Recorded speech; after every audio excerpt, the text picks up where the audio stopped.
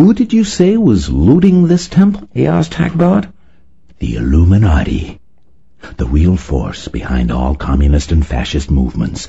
Whether you're aware of it or not, they're also already in control of the United States government. I thought everybody in your crowd was a right-winger. And I told you, spatial metaphors are inadequate in discussing politics today. Hagbard interrupted. Well, you sound like a gang of right-wingers. Up until the last minute, all I've heard from you and your people was that the Illuminati were commies, or were behind the commies. Now you say they're behind fascism and behind the current government in Washington, too. Hagbard laughed. We came on like right-wing paranoids at first to see how you'd react. It was a test. And? You passed. You didn't believe us. That was obvious. But you kept your ears and your eyes open and were willing to listen. If you were a right-winger, we would have done our pro-communist rap. The idea is to find out if a new man or woman will listen, really listen, or just shut their minds at the first really shocking idea. I'm listening, but not uncritically. For instance, if the Illuminati control America already, what's the purpose of the assassinations? Their grip on Washington is still pretty precarious. They've been able to socialize the economy. But if they showed their hand now and went totalitarian all the way, there would be a revolution. Middle readers would rise up with right-wingers and left libertarians, and the Illuminati aren't powerful enough to withstand that kind of massive revolution.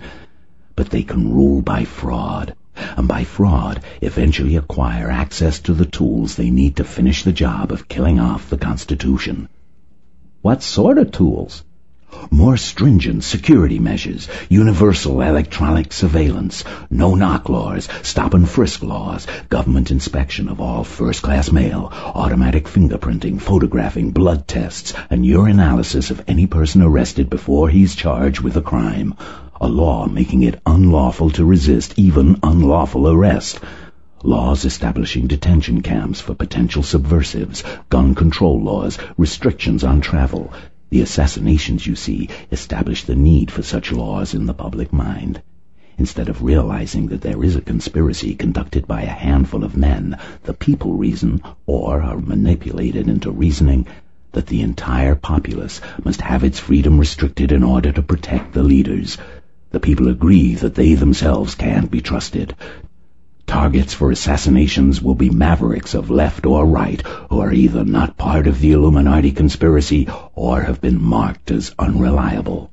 The Kennedy brothers and Martin Luther King, for example, were capable of mobilizing a somewhat libertarian left-right, black-white populist movement. But the assassinations that have occurred so far are nothing to what will take place. The next wave will be carried out by the Mafia, who will be paid in Illuminati gold. Not Moscow gold? Said George with a smile. The puppets in the Kremlin have no idea that they and the puppets in the White House are working for the same people.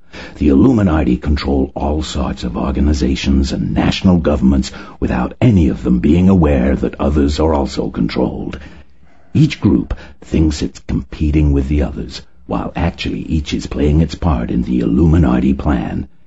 Even the Morituri, the 6-person affinity groups which splintered from the SDS Weathermen because the Weathermen seemed too cautious, are under the control of the Illuminati. They think they're working to bring down the government, but actually they are strengthening its hand. The Black Panthers are also infiltrated. Everything is infiltrated. At present rate, within the next few years, the Illuminati will have the American people under tighter surveillance than Hitler had the Germans. And the beauty of it is, the majority of the Americans will have been so frightened by Illuminati-backed terrorist incidents that they will beg to be controlled as a masochist begs for the whip. George shrugged. Hagbard sounded like a typical paranoid. But there was this submarine and the strange events of the past few days. So the Illuminati are conspiring to tyrannize the world, is that it? Do you trace them back to the First International? No. They're what happened when the Enlightenment of the 18th century collided with German mysticism. The correct name for the organization is Ancient Illuminated Seers of Bavaria. According to their own traditions, they were founded or revived in 1776 on May 1st by a man named Adam Weishaupt. Weishaupt was an unfrocked Jesuit and a Mason. He taught that religious and national governments had to be overthrown and the world ruled by an elite of scientifically minded materialistic atheists to be held in trust for the masses of mankind who would eventually rule themselves when enlightenment became universal. But this was only Weishaupt's outer doctrine. There was also an inner doctrine, which was that power is an end in itself, and that Weishaupt and his closest followers would make use of the new knowledge being developed by scientists and engineers to seize control of the world. Back in 1776, things were run largely by the church and the feudal nobility, with the capitalists slowly getting a bigger and bigger piece of the pie. Weishaupt declared that these groups were obsolete, and it was time for an elite with a monopoly on scientific and technological knowledge to seize power. Instead of producing a democratic society, as the outer doctrine promised, the ancient illuminated seers of Bavaria would saddle mankind with a dictatorship that would last forever. Well, it would be logical enough that someone around that time would think of that. Said George. And who more likely than a Mason who was an unfrocked Jesuit? You recognize that what I tell you is relatively plausible, said Hagbard. That's a good sign. A sign that it's plausible? Laughed George. No. A sign that you're the kind of person I'm always looking for. Another thing this explains, George said, is why Orthodox Marxism-Leninism, in spite of all its ideals, always turned out to be not worth a shit. Why it's always betrayed the people wherever it established itself. And it explains why there's such an inevitable quality about America's drift toward totalitarianism. Right, said Hagbard. America is the target now. The world will then be much as Orwell predicted in 1984. They bumped him off after it was published, you know. The book hit a little too close to home. He was obviously onto them. The references to inner and outer parties with different teachings, O'Brien's speech about power being an end in itself. And they got him. Orwell, you see, ran across them in Spain, where they were functioning quite openly at one point during the Civil War. But artists also arrive at the truth through their imaginations, if they let themselves wander freely. They're more likely to arrive at the truth than more scientific-minded people. You've just tied 200 years of world history up in a theory that would make me feel I should have myself committed if I accepted it, said George. But I'm drawn to it, I admit. Partly intuitively, I feel you're a person who's essentially sane, not paranoid. Partly because the orthodox version of history that I was taught in school never made sense to me, and I know how people can twist history to suit their beliefs, and therefore I assume that the history I've learned is twisted. Partly because of the very wildness of the idea. If I learned one thing in the last few years, it's that the crazier an idea is, the more likely it is to be true. I think that what you've been telling me is the truth, or a version of it. I don't know whether to trust you completely, but I've got my sign. If the Bavarian Illuminati don't exist, something does. So then, where do we go from here? Hagbard smiled. Spoken like a true homo neophilus, George. Welcome to the tribe. We want to recruit you because you're so gullible. That is, gullible in the right way. You're skeptical about conventional wisdom but attracted to unorthodox ideas, an unfailing mark of a homo neophilus. The human race is not divided into the irrational and the rational, as some idealists think. All humans are irrational. But there are two different kinds of irrationality. Those who love old ideas and hate and fear new ones, and those who despise old ideas and joyfully embrace new ones. Homo neophobus and Homo neophilus. Neophobus is the original human stock, the stock that hardly changed at all for the first 4 million years of human history.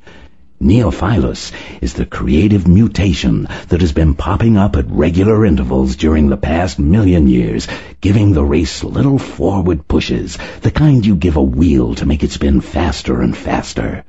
Neophilus makes a lot of mistakes, but he or she moves. They live life the way it should be lived. 99% mistakes and 1% viable mutations. Everyone in my organization is Neophilus, George. That's why we're so far ahead of the rest of the human race. Concentrated Neophilus influences without any neophobe dilution. We make a million mistakes, but we move so fast that none of them catch up with us. Before you get any deeper, George, I'd like you to become one of us. Which means what? Become a legionnaire in the Legion of Dynamic Discord.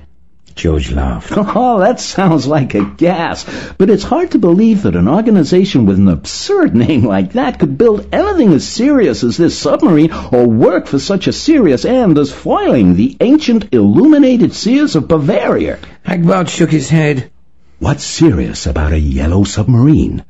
It's right out of a rock song. And everybody knows people who worry about the Bavarian Illuminati are crackpots. Will you join the Legion in whatever spirit you choose? Certainly, said George promptly. Hagbard clapped him on the back. Ah, you're our type, all right. Good. Back through the door you came then. Turn right, and through the golden door. Is there someone lifting a lamp beside it? There are no honest men on this voyage. Get along with you now. Hagbard's full lips curled in a leer. You're in for a treat. Behind the golden door stood the lovely black receptionist. She had changed into a short red leather skirt that left all of her long legs in view. Her hands rested lightly on her white plastic belt. Hi, Stella, said George. Is that your name? Is it really Stella Morris? Sure. No honest men on this voyage is right. Hagbard was talking to me telepathically. He told me your name. I told you my name when you boarded the sub. You must have forgotten. You've been through a lot. And sad to say, you'll be going through a lot more. I must ask you to remove your clothing. Just shed it on the floor, please. George unhesitatingly did as he was told.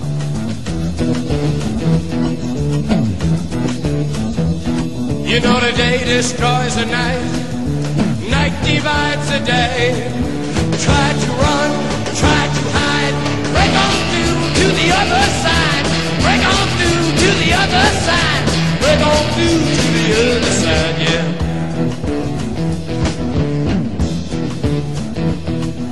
We chased our pleasures here, dug our treasures there, but can you still recall the time we cried?